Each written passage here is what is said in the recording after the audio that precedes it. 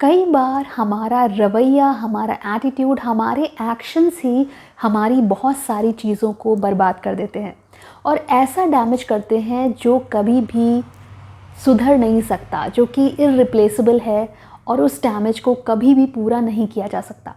जिसमें से जो एक हमारी पर्सनैलिटी का एट्रीब्यूट है जो बहुत ज़्यादा घातक होता है, वो होता है एंगर। गुस्सा कई बार चीज़ों को इस तरह से डैमेज करता है कि वो कभी भी सुधर नहीं पाती हैं। बट फैक्ट ये है कि गुस्सा आखिर आता क्यों है? कई बार चीज़ें बहुत अच्छी चल रही होती हैं, एक नॉर्मल सी चीज़ पर या किसी एक चीज़ पर आर्ग्यूमेंट से या किसी भी छोटी मोटी नोक-झोंक से आपको गुस्सा आ जाता है, आपका एक्शन बिगड़ जाता है और आपका रिश्ता स्पॉइल हो जाता है। चाहे हम रिश्ते की बात करें, प्रोफेशन की बात करें या किसी एक ऐसी जगह की बात करें जहाँ पर आप बहुत ज़्यादा सक्सेसफुल हो सकते थे, वहाँ पर आपका ये एंगर बहुत कुछ बिगाड़ सकता है।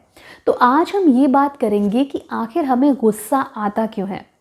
भाई, अगर किसी चीज़ को सुधारना है तो पहले ये तो पता होना चाहिए ना कि एंगर या कोई भी प्रॉब्लम क्यों आ रही है। तो आज हम इसी बारे में बात करेंगे कि आखिर आपको गुस्सा आता क्यों है। एक सिंपल सी बात है, ये एक बहुत ही नेचुरल प्रोसेस है। ऐसा नहीं है कि जो लोग गुस्सा कम करते हैं या जो गुस्सा नहीं दिखाते हैं उनको गुस्सा नहीं आता है। गुस्सा हर किसी को आता है, हर किसी के अंदर एंगर नाम का ये कीड़ा हर किसी में होता है। बस बात इतनी सी है कि कुछ लोगों में ज़्यादा और कुछ लोगों में कम, या हम सीधी भाषा में कहें तो कुछ लोगों का एक्सप्रेस करने का तरीका एंगर का अलग होता है, वहीं पर कुछ लोगों का एंगर एक्सप्रेस करने का तरीका अलग होता है। अब ये दो लोगों की जो कैटेगरी है, ये कैसे हम डिफ़ाइन करते हैं और हम कैसे ये डिसाइड कर सकते हैं कि किसके गुस्से की इंटेंसिटी ज़्यादा होगी और किन लोगों की गुस्से की इंटेंसिटी कम होगी, ये हम आज आपको साइकोलॉजी के हिसाब से बताएंगे। देखिए, गुस्सा आना जितना नेचुरल है उतना ही बहुत आसान है इस चीज़ को समझना कि आखिर आपको गुस्सा आ क्यों रहा है। तो एक सिंपल से एग्जाम्पल से हम आपको ये समझाते हैं कि जब ये गुस्सा, ये एंगर सब में है, तो ये ज़रूरी नहीं है कि हर किसी का एंगर बहुत लाउड हो और वो जब गुस्सा करे तो बिल्कुल एक्सप्लोसिव हो जाए। ये ज़रूरी नहीं है, इंटेंसिटी डिफ़र करती है। अब आपका गुस्सा किस इंटेंसिटी का होगा ये बहुत ज़्यादा डिपेंड करता है आपके टेम्परामेंट पे। टेम्परामेंट का मतलब ये है कि आपका बिहेवियर कैसा है, आप जनरली कैसे बिहेव करते हैं किसी के भी साथ, या फिर आपका नेचर कैसा है, वो एक्सप्लोसिव नेचर है या फिर आप एकदम सप्रेस पर्सनैलिटी वाले हैं, उसी के अकॉर्डिंग आपका गुस्सा निकलता है। तो ह्यूमन साइकोलॉजी के हिसाब से अगर हम एंगर को दो कैटेगरीज में डिवाइड करें, कम और ज़्यादा में, तो सिंपल भाषा में हम कह सकते हैं कि दो तरीके के लोग होते हैं। एक वो जो कि कह सकते हैं अलोफ पोस्चर वाले होते हैं। सामान्य भाषा में इसको हम ऐसे समझेंगे कि कुछ लोग होते हैं वो बिल्कुल ही रिलैक्स पर्सनैलिटी वाले होते हैं। रिलैक्स पर्सनैलिटी का मतलब ये है कि वो बहुत ही आराम से हर चीज़ को हैंडल करते हैं। ऐसे लोग बहुत ही ज़्यादा कह सकते हैं एक्टिविटीज़ में इन्वॉल्व नहीं होते हैं, वो बहुत एक्टिव नहीं होते हैं, उन्हें इस चीज़ से ज़्यादा फ़र्क नहीं पड़ता कि दुनिया में क्या कुछ चल रहा है। इवन वो बहुत फ्लेक्सिबल होते हैं। फ्लेक्सिबल होने का मतलब ये है कि वो किसी के कहने से या किसी के कन्विंस करने से या फिर किसी और के व्यू पॉइंट से भी बहुत जल्दी इन्फ्लुएंस हो जाते हैं और वो चेंज हो जाते हैं। इस तरह के नेचर को हम कहते हैं कि ऐसे लोग बहुत फ्लेक्सिबल होते हैं, मतलब सिचुएशन, आइडियाज़ और एनवायरनमेंट के हिसाब से वो खुद को चेंज कर लेते हैं। इस तरह के लोगों का जो बिहेवियर पैटर्न होता है वो तब तक चेंज नहीं होता जब तक कि कोई अनएक्सपेक्टेड चेंज उनकी सराउंडिंग में ना आए।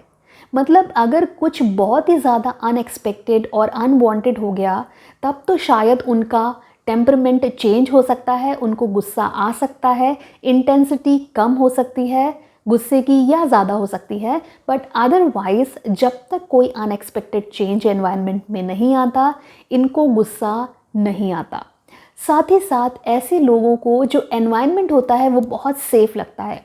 इनको लगता है कि जो उनकी सराउंडिंग में लोग हैं वो उनको हार्म नहीं पहुंचाएंगे, और क्योंकि वो अपनी सराउंडिंग को बहुत ही सेफ फील करते हैं, इसलिए ऐसे लोगों में गुस्सा आने के चांसेस कम होते हैं। अब हम बात करते हैं हमारी दूसरी कैटेगरी की। तो जो दूसरी कैटेगरी के लोग होते हैं ये होते हैं रिजिड पर्सनालिटी वाले।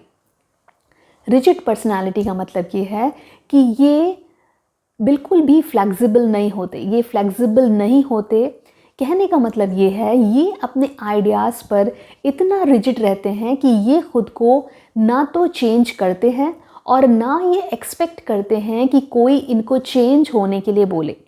ऐसा इसलिए क्योंकि ये अपनी हर एक छोटी से छोटी चीज़ पर स्टैंड लेते हैं, साथ ही साथ इनको सही और गलत की जानकारी होती है। जस्ट बिकॉज कि इनको एक्सपीरियंस ज़्यादा हो गया है, इसलिए इनको पता होता है कि दुनिया इनका एडवांटेज ले सकती है, इसलिए ये अपनी बात पर रिजिड रहते हैं, स्टबर्न होते हैं, अपनी बात को ये कभी भी खारिज नहीं होने देते और दूसरों के आइडियाज़ या फिर सराउंडिंग इनको चेंज नहीं कर पाती। नाउ इस तरह के लोगों को लगता है कि दुनिया इनके लिए सेफ़ नहीं है क्योंकि इनका कोई भी एडवांटेज ले सकता है, इसलिए ये खुद के लिए स्टैंड लेते हैं और ये खुद को पहले सेव करते हैं, बाद में ये दूसरों के बारे में सोचते हैं। इस वजह से इनको गुस्सा आने के चांसेस ज़्यादा रहते हैं। जहाँ पर इनके मन की नहीं होती वहाँ पर इनको गुस्सा आने के चांसेस ज़्यादा होते हैं। नाउ इस तरह की पर्सनालिटी के लोगों में जो बहुत अच्छी बात है वो ये है कि इस तरह के लोग जो भी काम करते हैं उसमें बहुत पैशनेट होते हैं और बहुत ही ज़्यादा एंगेज रहते हैं, जिसकी वजह से ये कुछ भी गलत होने के केस में आवाज़ ज़रूर उठाते हैं, जिसकी वजह से इनको एंगर जल्दी आता है और कभी कभी ज़्यादा भी आता है।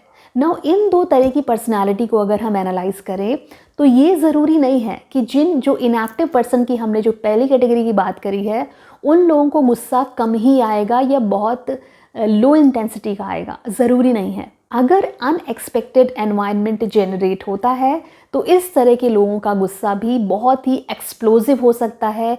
ये अब्यूज़ कर सकते हैं, क्रिटिसाइज़ कर सकते हैं, डिपेंड करता है कि कैसे सिचुएशन हो।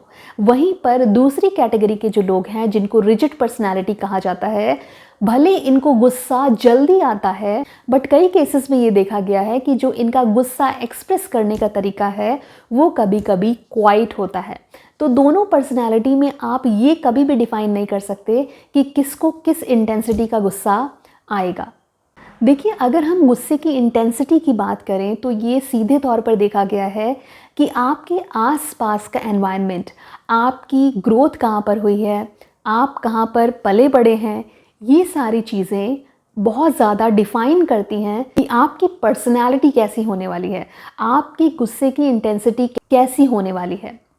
फ़र्ज़ के तौर पर अगर हम एग्ज़ाम्पल लें तो हम ये कह सकते हैं कि अगर आप ऐसे एनवायरनमेंट में रहे हैं जहाँ पर आपको ये आज़ादी मिली है कि आप अपने गुस्से को एक्सप्रेस करें, मतलब आप गुस्सा निकाल रहे हैं और आपको कोई ज़्यादा टोक नहीं रहा है, आपको ये डांटा नहीं जा रहा है। जैसे बचपन में हम बच्चों को डांट देते हैं कि नहीं ये गलत बात होती है, बट आपको ऐसे एनवायरनमेंट में पाला पोसा गया है जहाँ पर आपको कभी टोका नहीं गया है कि आपको गुस्सा करना है नहीं करना है, आपको एक फ्रीडम मिली है अपने आप को एक्सप्रेस करने की।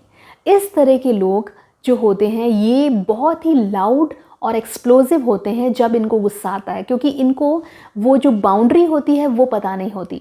इसलिए क्रिटिसिज्म, अब्यूज़, फाउल लैंग्वेज और कभी भी कुछ भी बोल देना या फिर बहुत इंटेंसिटी वाला गुस्सा इनके अंदर भरा होता है। नाउ अगर हम दूसरी कैटेगरी की बात करें तो जो लोग जिनको शुरू से ये सिखाया गया है कि anger is not good, it is not good for you, it is not good for anybody, आपको गुस्सा नहीं करना है। ना जो दूसरी कैटेगरी के लोग होते हैं इनको शुरू से ही ये सिखाया गया होता है कि गुस्सा अच्छा नहीं है, आपको गुस्सा अवॉइड करना है। ना क्योंकि इनको ये पता होता है कि गुस्सा अवॉइड करने वाली चीज़ है तो ये गुस्सा खुल करके नहीं एक्सप्रेस कर पाते अपना एंगर, अपनी फीलिंग्स, और इनका एंगर कभी कभी सेल्फ हार्म के तौर पर भी निकलता है। मतलब ये अपने आप को हार्म करना शुरू करते हैं। कई बार खुद को चोट पहुंचाना, सुइसाइडल हो सकते हैं, खुद को मारना, खुद पर ही हाथ उठाना, या कई बार तो लोग बहुत ही ज़्यादा सर दीवार पर पटकने लगते हैं, या फिर या कुछ लोगों का गुस्सा ऐसे निकलता है, ओवर ईटिंग करने लगते हैं। तो इस तरह का जो गुस्सा होता है, जहाँ पर एंगर को सप्रेस करने की फ्रीडम आपको शुरू से नहीं मिली और आप वो चीज़ नहीं कर पाए, इस तरह का गुस्सा सेल्फ हार्म की ओर ज़्यादा ओरिएंट होता है और ये ज़्यादा घातक होता है।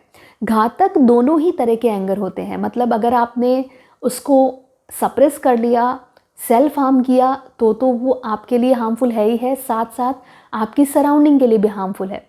वहीं पर जो लोग बहुत ज़्यादा गुस्सा एक्सप्रेस कर लेते हैं, उनकी पर्सनालिटी तो डैमेज होती ही होती है, साथ ही साथ उनकी जो बॉन्डिंग और रिलेशंस हैं वो भी कभी अच्छे नहीं हो पाते। इसलिए आपको ये ज़रूरी है कि पहले आप खुद को एनालाइज़ करें कि आपके गुस्से की जो वजह है वो क्या है, आप क्यों गुस्सा कर रहे हैं, रीज़न क्या है। सबसे पहले आपको रीज़न ढूंढना होगा, और जो हमारा नेक्स्ट वीडियो है जस्ट इसके बाद मैं अपलोड करूँगी, वो है रिगार्डिंग कि आप उस एंगर को मैनेज कैसे कर सकते हैं। बहुत ही सिंपल वीडियो है, मैं कोई भी उसमें ट्रिक ऐसी नहीं बताऊंगी जो आप प्रैक्टिस ना कर पाएँ।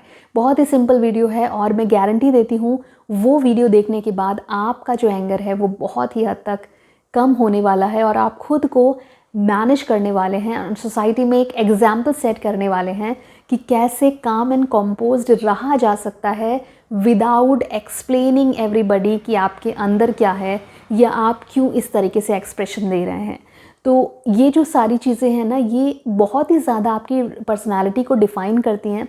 इसलिए ज़रूरी होता है कि आप इन सब चीज़ों पर काम करें ताकि आपका सराउंडिंग, आपके रिलेशन एंड आपकी पर्सनालिटी बहुत ही सूदिंग बनी रहे, क्योंकि सूदिंग पर्सनालिटी अट्रैक्ट करती है हर किसी को। और अगर आपकी पर्सनालिटी अच्छी है ना, तो आपके अंदर ग्रोथ के चांसेस बहुत होते हैं, आपको अपॉर्चुनिटीज़ बहुत मिलती हैं, साथ ही साथ लोग आपसे कनेक्ट करना चाहते हैं।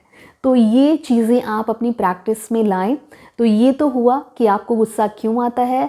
जुड़े रहिए हमारे साथ हमारे नेक्स्ट वीडियो के लिए, जहाँ पर हम आपको इसके मैनेजमेंट की बहुत सिंपल सी ट्रिक देने वाले हैं। तो आज के लिए इतना ही। Bye bye, take care, bye for now.